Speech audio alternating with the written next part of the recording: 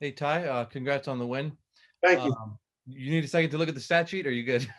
Yeah, it's my first time checking it out. Hey, uh, pretty what were your takeaways? I guess, what did you like about the way you guys bounced back? And what did you like specifically about the way PG bounced back from yesterday? good. I liked it. I thought we got off to a good start early, which is tough. On the back-to-back, last game of a road trip, 6 games in 10 days, and I thought we started the game, really well. So that was good to see. They made a run. We kept our composure, and I thought in that third quarter we really, established our defense, and we kind of took off from there. What did you like most about PG's game? Just aggressive, shooting his three ball, getting to the basket, attacking, and just making plays for himself and everybody else. So I was just happy to see him bounce back the way he did. Like I said, I didn't know he was 8 for 9 from three, but I knew he was shooting it well. Thanks. Thanks, Tomer. Next, we'll go to Spencer Davies. Spencer Davies, basketballnews.com. First of all, good to see you there, Ty. It's been a little while. Doing? Good, man. How about yourself? When I heard that name, I was like, oh. Good to see you, man. You too. I wanted to ask you about Lou. He got going tonight pretty good, and he's had a little bit of struggles here this season early, but tonight he looked like himself. He got a pump fake bite there in the corner. He knocked down a couple of threes. Just how did you see him play with pace and also help your bench and offense? He was really good. I thought his pace was good. I thought him getting to the basket, getting to the paint, was really good and creating for others. And then, just getting him in earlier, I think was good for him. He's used to going in around that 6-minute mark, the last 10 years. And we decided to go with that tonight, go with him first and then bring Luke second so he can kind of get back in his old routine and rhythm. And I think that helped him out tonight. And I didn't get to see you pregame, but I wanted to ask you, how weird is it only seeing like Kevin Jetty on the other side of the bench? All these other guys. I know, we talked about it. We talked about it earlier today. Like, a lot of the guys are gone, but the staff is here. The equipment guys, the staff, the training staff. So there's a lot of guys still there from when I was there. So it's good to see those guys, and it's always exciting to see them. Take care, man. Good to see you. Thank you. You too, Spence. Thank you. Next, we'll go to Jamie Maggio. Hey there, Ty. Just overall big picture, how would you evaluate the team's performance and progression over these last 6 games? I think, we're getting better. Like I said, we still got some things we need to get better at and continue to work on. But for the most part, we're trying to do the right things. And that's all you can ask. You're not going to make shots every night. You're not going to stop teams every night. But as long as we, stay positive, keep doing what we're trying to get to. Get to what we're trying to get to and keep building good habits. And that's all you can ask for.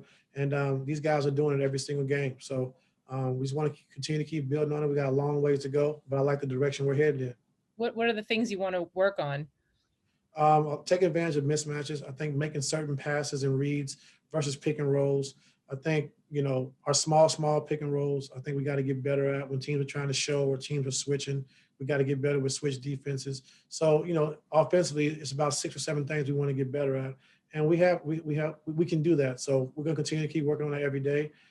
Days of practice, shoot arounds, and just keep getting better at it because I think going forward it's going to be big. It's going to be huge for us. Okay, thank you. Thanks. Next, we'll go to Ohm.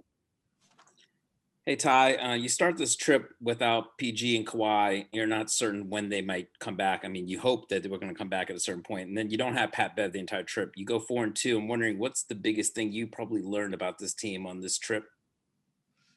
Just the grit and the grind. I think just staying focused and understand the task at hand. And we want to get better every time we step on the floor. And I think we're trying to do that. Like I said, guys are trying to do the right thing defensively. We're trying to do the right things offensively by sharing the basketball and making plays for each other. And that's what you want. And like I said, we're not going to make shots every night. We're not going to win every game. But as long as we building great habits and keep getting better every night, you can live with the results. You talk about the chemistry of this team coming together. It's a constant progressive thing.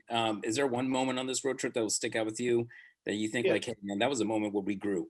I think the Miami game. I think, those guys being down 18 in the first quarter without Kawhi, without PG, without Pat, and be able to come together, and get that win. I think it was huge for us. And those are the type of wins you need, momentum builders, throughout the course of the season.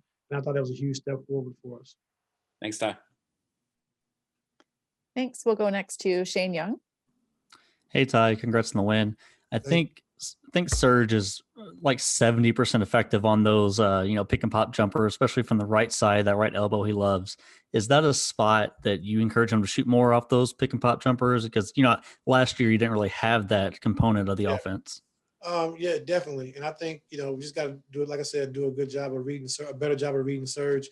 He has to do a better job of reading us. And when teams are up and they're high in their blitzes, then he has to roll. But when teams are in deep drops like Allen was tonight, as well as Drummond, then of course he can step back and shoot that little pocket jump shot. So just reading him and being able to mix it up, I think is huge. And like I said, he can really shoot the basketball, mid-range and three-pointer. So we want to just continue to keep getting on the same page with that.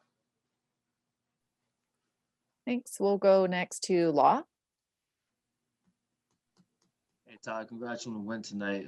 The first half, you had Sexton and Garland combining for 28, and they were really efficient. They were really getting to their spots. No threes at all, just mid-range in the paint, basically.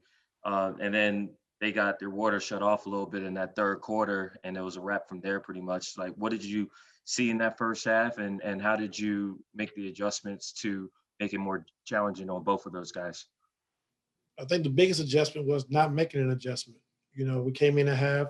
They only had 49 points. They made some tough floaters in between pull-ups, and those are the shots you want. Those are the shots the teams are giving up. Those are the shots you want teams to take. And even though they're good, mid-range shooters, they had 0 threes at halftime, and they had 49 points. So we just told them, the guys, just keep coming, keep trying to get the rear view challenges, and we're going to live with the results of those floaters and pull-ups. And you saw in that third quarter, they didn't make a lot of them, and we was able to get out and run. So just staying with the program and understanding what we're trying to do, what we're trying to build. And we got to adjust, in the fourth quarter we would. But I just thought they took the shots we wanted them to take, and they made some in the first half. In the second half, they wasn't so successful.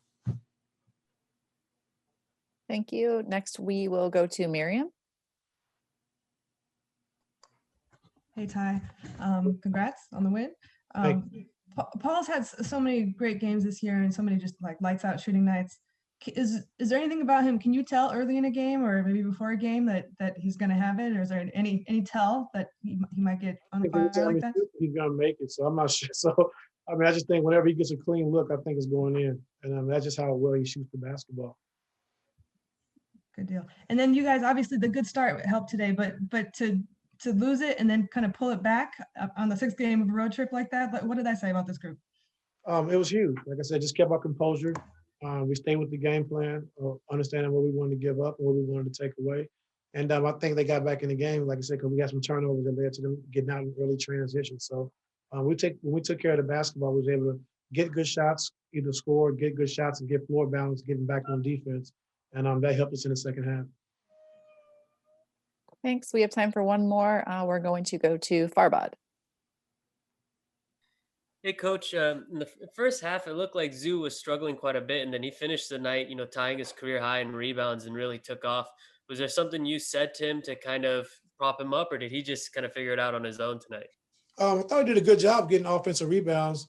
They were stripping him low like 3 or 4 times in that first half. And I just told him, like, if you don't have, the shot to go back up, just kick it back out for 3. And either if they don't have the 3, then run back into the pick and roll. So I thought, in the second half, he was able to settle down a little bit and actually do that. But, he was great on the glass tonight. We needed, especially with Big Drummond and Allen, the way they crashed the glass, to have Big Zoo getting 16 rebounds was huge for us.